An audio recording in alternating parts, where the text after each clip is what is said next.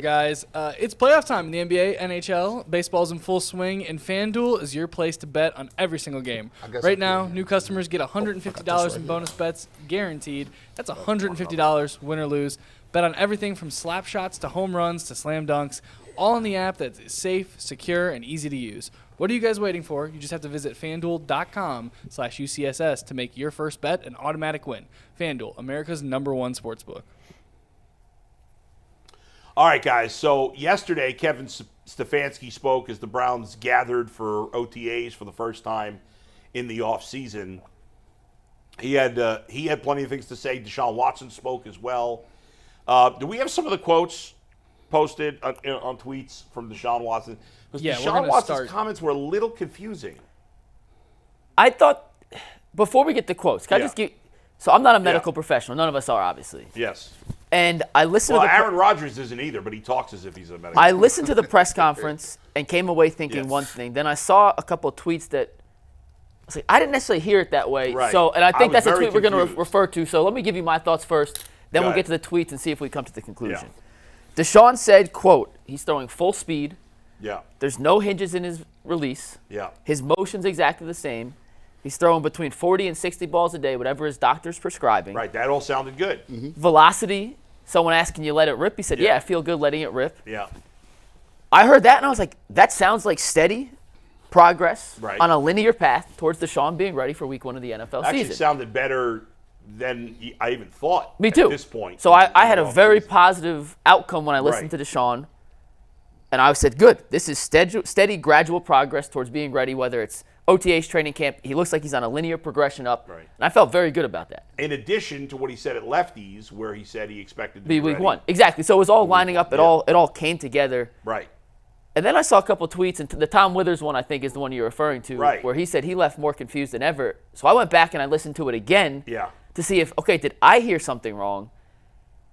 And I'm choosing to believe Deshaun on this because he's been consistent, and obviously he knows more than any of us could ever imagine in this circumstance. Nothing he said made me more confused other than when he got hurt in the first place. Whether it was Tennessee, but potentially. Didn't he say something like he could be ready for the first week, but he might not be ready? Or it's going to take – I can't remember exactly the words he said. That's why I wanted to see the quotes. But well, he said he's on the prescribed schedule and everything on the schedule that his doctor – is it Alafante? Right. Well, I forget the doctor. Elatrash, excuse me. Everything that he's asked, he's been hitting the check marks and progressing at the rate he's supposed to.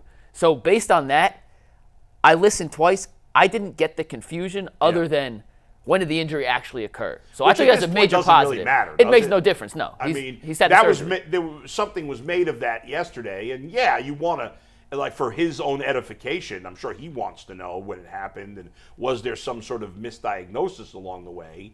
But at this point, it's irrelevant. When it happened doesn't really matter. So I don't know if that's how you guys took it as well, but I took it as gradual steps in the right direction for Deshaun to be healthy. Overall it seemed positive. I was just a little – there was one quote, now I can't remember exactly what he said now, that I found a little confusing. But most of what he said sounded like a positive update. Bull, are you referring to this one real quick? Let me see. You can take this, Steve. Watson said there is no timeline for him to be 100%. Could be sooner than later. It could be later than sooner. That was it. That was the quote. I was confused by that quote. I took that as just, we'll see if it's 100% by mid-June. Maybe it's late June. Like, there wasn't a specific, August 3rd, I'm going to be 100%, and if I'm not, it's a backup. I didn't look too much into that. I guess we should just ignore that comment because everything else he said was positive. Maybe he kind of misspoke on the way he said. I don't know. Or maybe I'm thinking it means something when it really doesn't mean anything. I don't know. I think one of the things that they want to work with is messaging. When he got hurt last year, one of the things that we looked at was that was a mess. He would say something, team would say something. He would say something, team would say something. And one of the things Coach Stefanski always wants to, lean on is, hey, don't be over the top when we talking. Let's just make sure that we gonna give him some information, but we're not gonna give him everything. So, he probably has conversations with Deshaun because, in my opinion, I think Deshaun is ready. I think, to me, this is the best he's looked in not just physically, but mentally, his energy level, and just the way he's talking. And he seems to be more like his normal self. However, Coach Stefanski wants to make sure, like, hey, look, we want to get you to the season. We don't want to, have people, jumping off the roofs and different things like that. Let's just be even keel in the way we talk about it. And so I think he has conversations with Deshaun about messaging because that's a big thing for Kevin Stefanski, and rightfully so. And I think the better that Deshaun, gets at his messaging in terms of talking, I think the more it'll have people feeling confident, because I like the fact that he was out there talking by himself. Yeah, I agree. He seems finally at ease with talking with the media. Now, part of that is nobody's asking him questions about the off-the-field stuff anymore. Mm-hmm. Yeah. It's old news at this point. There's nothing left to ask. And I think plus, he's probably gotten to know the beat reporters now. He's probably let at least some of them in a little bit. And nobody's out to get him, or at least I don't think anybody's out to get him.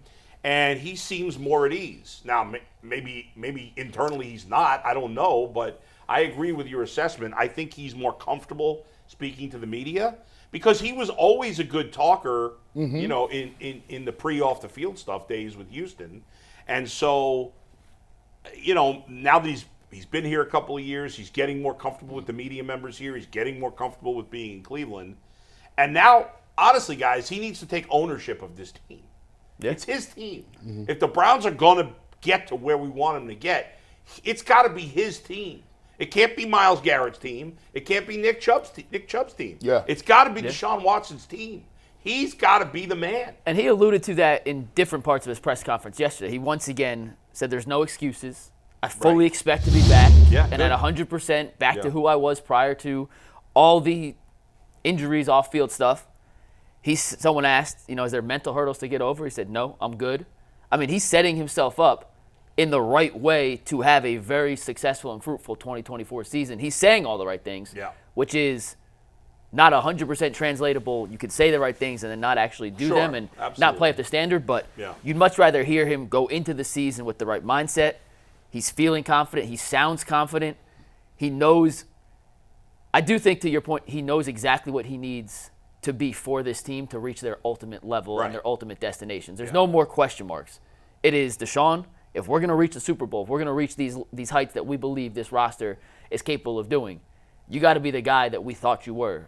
And he feels, to me at least, that he's embraced that and understands the role that he's stepping into in 2024 as the quarterback of this team. The Browns have a roster that is a playoff caliber roster. If Deshaun Watson plays like a Pro Bowler, they have a Super Bowl caliber roster. Fact. So it's really up to him. Obviously, the other guy's got to perform, and you got to have health and all these things. But what takes them from a playoff team to a Super Bowl team is Deshaun Watson. It's really that simple. So, and he knows that. He knows that. He's got to be the man. He was the man in Houston. He's got to be the man here now. I was watching, and kind of with baseball. Been watching a lot of softball and baseball the last couple of days. And they're so right when you talk about baseball is the fact that sometimes you just need to see a little success, right? You can be, baseball is such a difficult game to play. You could be missing pitches by this much. Yeah. You can hit the ball very hard at somebody and they just catch it. It's the same way as a quarterback. I just think that Deshaun needs to see a couple of games for some success. Like, if he comes out and he starts fast and he gets that success rolling, I think it becomes a domino effect because then it clicks. He's like, listen, I didn't forget how to play this game. Right. I didn't wake up one day and become garbage. And that confidence is usually the difference between the top-notch quarterbacks and the elite quarterbacks because the elite quarterbacks never lose confidence, ever. Yeah. And so from what Deshaun went through, I think he lost a little bit of confidence, and it's human nature. That's fair, yeah. It's fair. He lost no confidence. I agree. I think getting off to a good start this season is huge for him. Mm-hmm. Yeah. He needs to, the first time we saw him play in 2022, he didn't look good. That first game. The first time we saw him play last year, he didn't look good. If he comes out on opening day this year and looks great, his confidence will grow, right? And then the confidence of everybody around him and the fans. Whether it matters if the fans are confident, I don't know. But it does matter his confidence, and it does matter that the team has confidence. And I'm glad they're not playing in Brazil. Look, hey, listen, you might catch the Eagles on some other time, but look, it's a neutral site game. It's going to be the whole world's watching. Yeah. Listen, I want you to get your footing in a regular game and get off to a nice start, whether that's on the road or at home. So I don't even mind not playing in that game either. I don't know. I think the one thing about the Brazil game would have been I can imagine a G. Bush and Rose Bush podcast, like on the road to Brazil. I could see something special about that. That would have been good. That'd have been crazy. I wouldn't have left the country. I'm not too keen on going to Brazil. It is a dangerous country, I think. People don't really understand it. South America is not tough. Kind. It's not. And there's some countries that are okay. And did you know this? This is an interesting fact about South America. South America is way further east than people know. Geography-wise, if you leave New York and go straight down, you'll be right in the Pacific Ocean. You won't even be in South America. Pacific Ocean. The Atlantic Ocean. No. Oh, no, I get what you're saying. Really? Yes. You sure? From New York? Yes. Like eventually, you're saying once you get to South America. Yeah, that's how far really South America is. It's crazy. It's so much far east. People think South America is right underneath North America. He's not getting it. I didn't get it at first. I get what you're saying. I need to look at a map real quick. He's saying that South America is kind of going so much this way that eventually you get into the Pacific. If you drive south from New York, if you were able to drive exactly straight down, you still end up in the ocean, crazy, and you won't hit land. First, you'd be in the Atlantic Ocean, right? Southern, U.S. All right, G. Is he crazy? You go through Peru, and then you go through the south end of Peru into the ocean. I mean, you do touch a little bit of South America, but you are not. No, the Pacific, not South America. No, but you go through a little bit of South America. Yeah. And then hit the Pacific. So he's right. And wrong. Right and wrong. I mean, I'm 3 or 4 miles off. Let's not say. But it's way closer than I thought before I looked at this. Right. That seems crazy.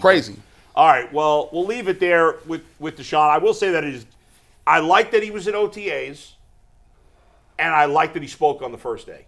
That's taking leadership. Oh yeah. Now look, and I agree with this. Like I was yelling at my screen when I was at home. I said, Jason and Bull, you're still talking about Myles Garrett. But here's the thing: I got double standards. So Deshaun Watson, I was actually happy that he showed up, right? Yeah. Because but wouldn't you have been happy if Myles Garrett showed up? I'm not saying we weren't killing him. No, you didn't kill him. It wasn't bad. I'm saying I'd rather him be there. Nah, Myles Garrett. I think Myles Garrett, once he won that award, he can do whatever he wants. Okay. Now Deshaun Watson, there's a new offense. And I was just saying, I think more than anything else, the fact that it's a new offensive coordinator, Tommy Reese is in there. You have a new running backs coach. The entire staff is. Well, let's talk almost slipped over, which I know we'll talk about in one second. That makes it even more pivotal for Deshaun to be in there. Because these first 2 weeks, it's classroom meetings and workouts. It's lifting and meetings. Myles doesn't need that. Deshaun with a new system, it definitely is more beneficial.